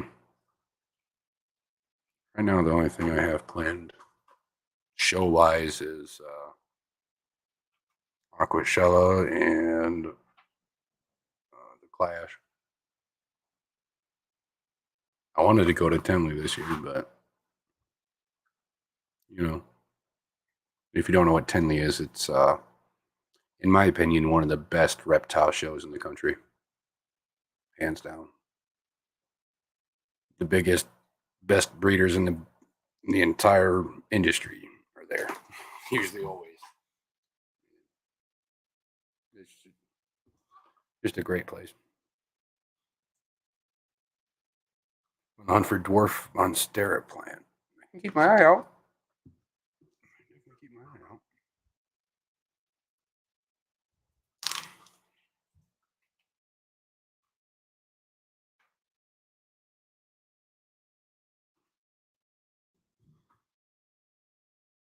Definitely gonna be a harder one to find, I assume.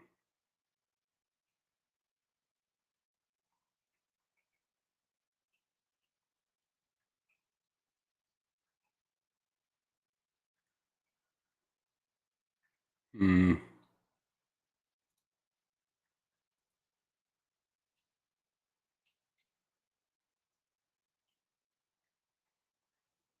It's like you can find them on Amazon right now.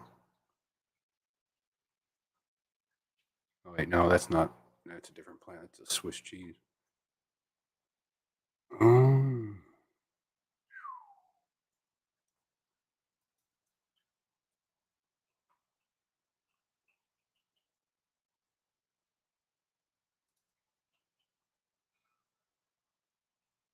hmm. It's like a place called Hertz Garden, HIRT, has 4-inch pots of them for $6.99 a piece.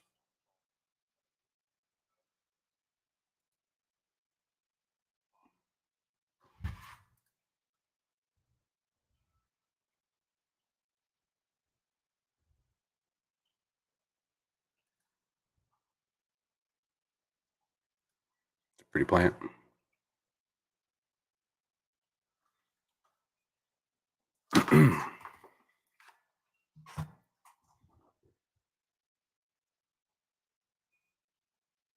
$30 for a 1-gallon pot? Dang.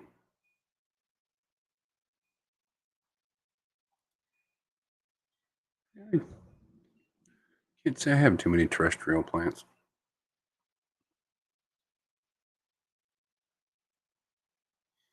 Yeah, like that fern thing up there, and then I get a bunch of pothos and stuff like that. Quite a few succulents, but that's about it.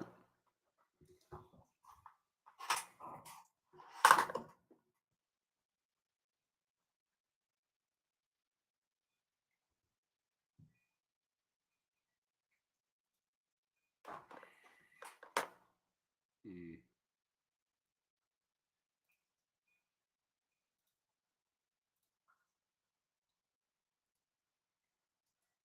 Go ahead and throw this up here for a little bit. If anybody wants to come up for a few minutes, they're more than welcome to. I'm not sure how much longer I'm going to be up, but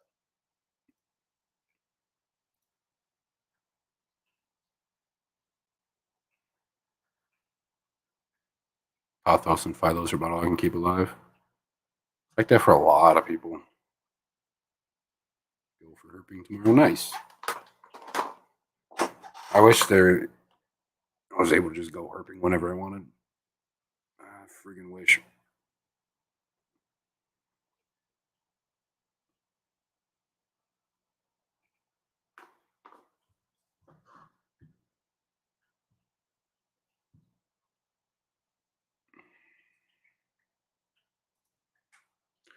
Hope the vet doesn't mind keeping reptiles free when he comes to check the terrariums. Well, most shouldn't. Or should I say the good ones wouldn't mind.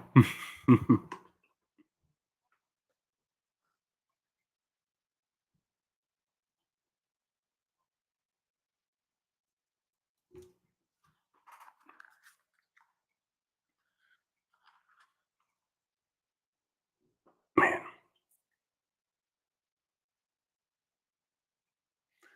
been working. It sounds stupid, but I've been working a lot with these flower horns to get them real used to like hands being around them and just people being around the tank and stuff. I've got to the point now, I'll stick my hand in the water and they'll come right up to me, start nipping at me and stuff. They're cute as can be.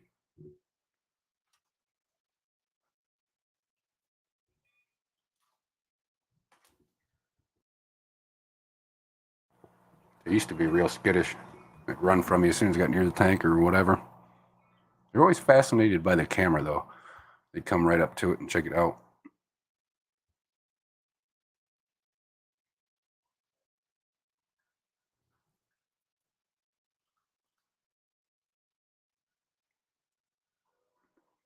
On the pic of a crazy person throwing a snake in the public and people running away. Huh. Yeah. Sounds like people here. Most people are so afraid of snakes around here. It's not even funny.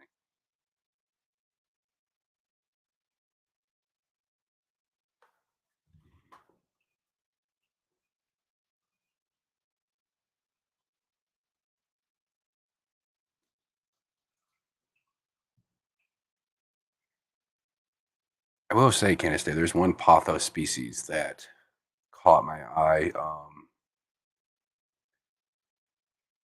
It's got like the holes in the leaves like that does, but it's got like white splotching going all through it. It's super expensive plant, but it just really caught my eye.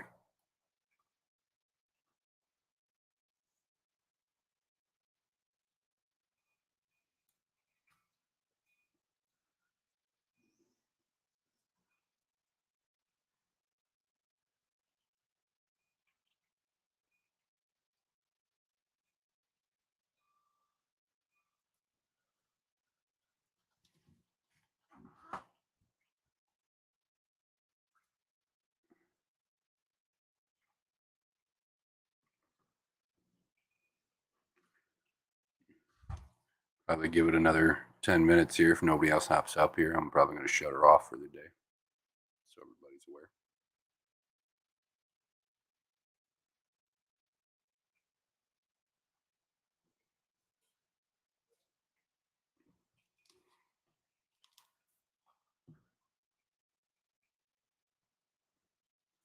Yeah.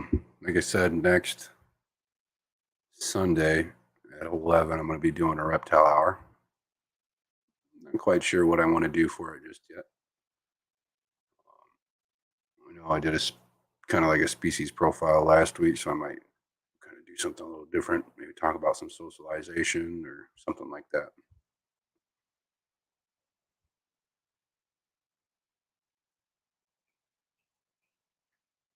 No problem, Ricky.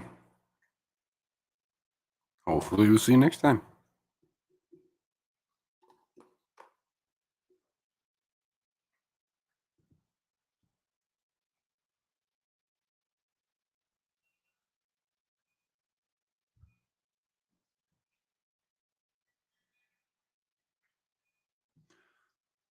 Hmm.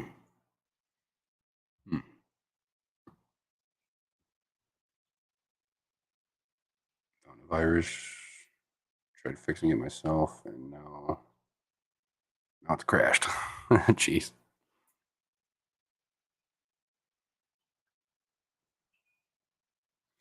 Thus, you only need to have a dog, and people change the side of the street out of fear. Yeah, people here will start like running and screaming and crying. It's ridiculous.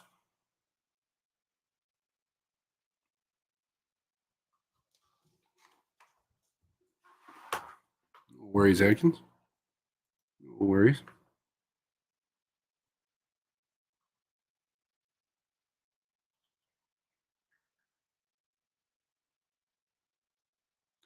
Also, if any, I say this every time, you guys don't really have to ask to throw out links or anything, but if anybody wants to throw out links or anything like that, shoot for it.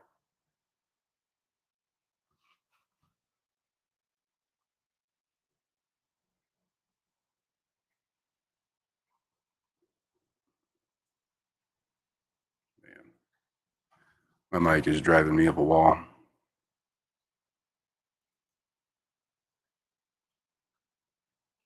I have to like completely reset my settings on it and go from there.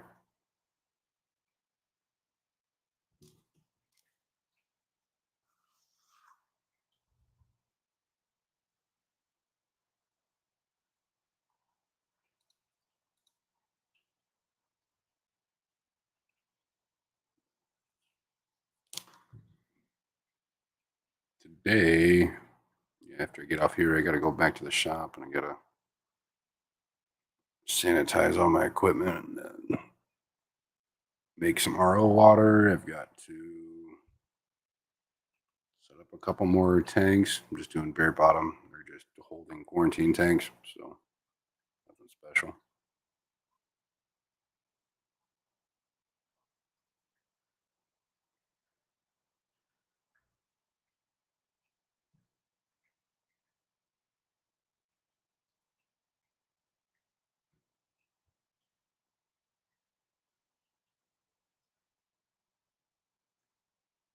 Want a Reptarium? The one has a series of unfortunate events. It's funny. Well, kinda. One of my favorite channels right now, Below Water. Check them out if you like to see wild fish habitats and learning new species. Yeah, I have to go check that out. I miss my mini zoo. I pretty much live in a fucking aquarium, so I'm all right on all that.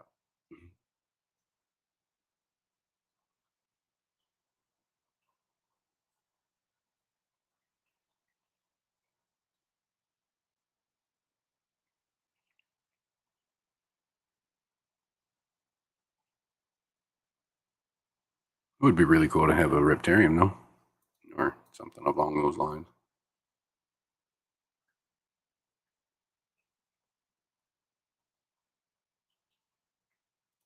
I have to go check it out. I know there's an actual place called the Reptarium, which if you're a reptile lover, you probably already know who it is, but Brian Barczyk owns a place called the Reptarium. It's a zoo, a private zoo, but he focuses mainly on reptiles.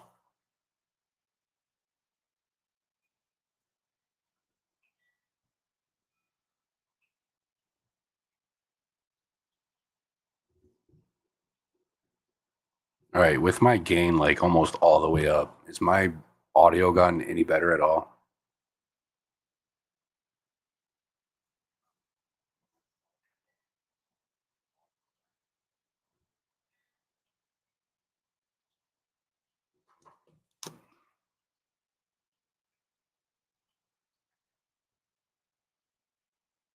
Shit drives me nuts.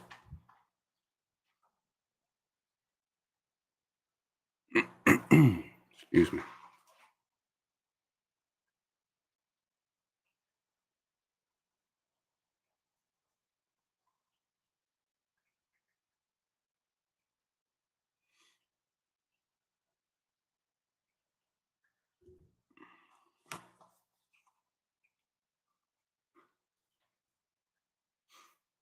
Noticed one of my little juvenile black belts get a. That's still probably too early to tell, but his stomach's a little puffed up there, and I'm hoping to God he's not getting impacted or some dumb shit like that, because I've been growing out them damn things for a while now. They grow so slow. Been very careful to feed them the appropriate diet and everything else.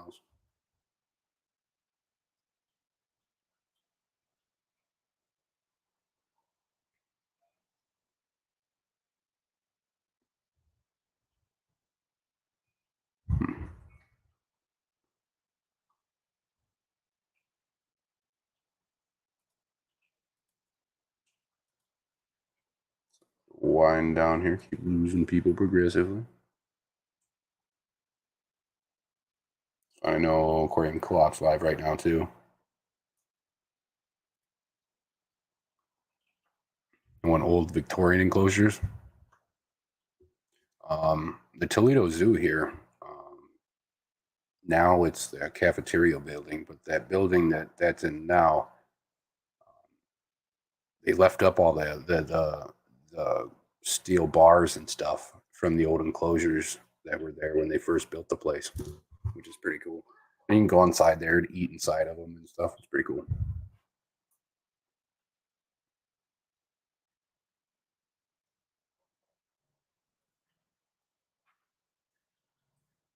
Curious to see how my saltwater pond will turn out. I have to build a greenhouse for next summer. Saltwater ponds are fun. I've done a lot of research on them.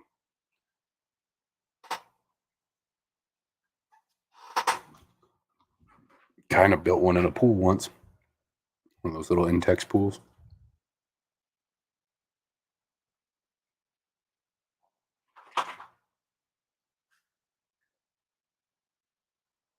Guy had some bonnet heads and stuff. Sharks.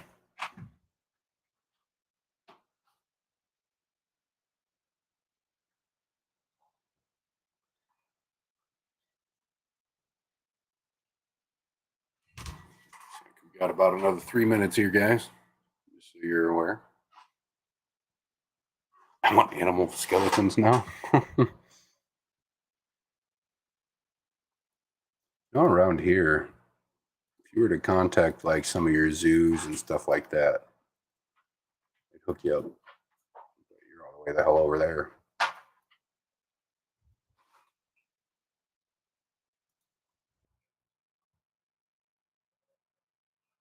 I'm done with the pickling. It's understandable. I can definitely see it being a big old pain in the ass.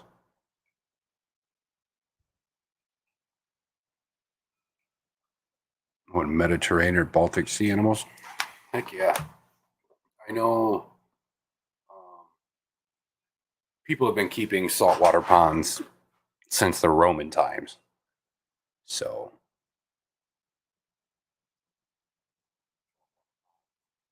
and a lot of them were Mediterranean fish, lots of wrasses and stuff like that. There's a lot of species that would do well from that area.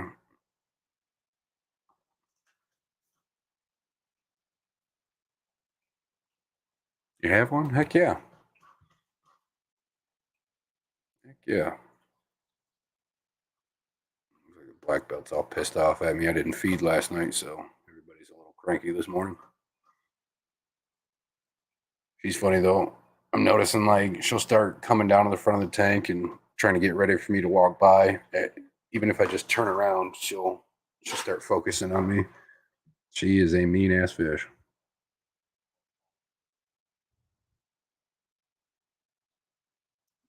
Got scars all over my hands from her.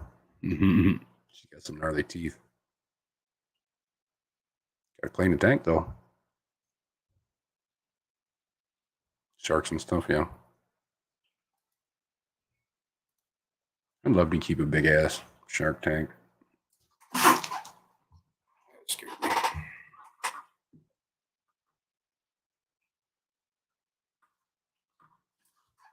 All right, guys. Before we get out of here, if you haven't heard yet, today is the last day for Dr. Anthony's giveaway, the trip to Peru for 2. I don't have the link offhand here, so if one of the mods had it and was able to throw it up, that'd be pretty cool.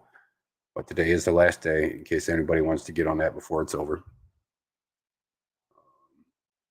If anybody ever needs to get a hold of me, Instagram and email at misfitreptilesandaqatics@gmail.com. Best ways to do that. If you liked my stream for some reason, my rambling ass, hit the like and subscribe. I'd really appreciate it. But beyond that, guys, I will see everybody Sunday.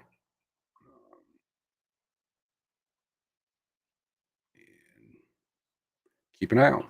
I might pop out sometime earlier on the day. So I will see you guys then. Bye, guys. Thank you.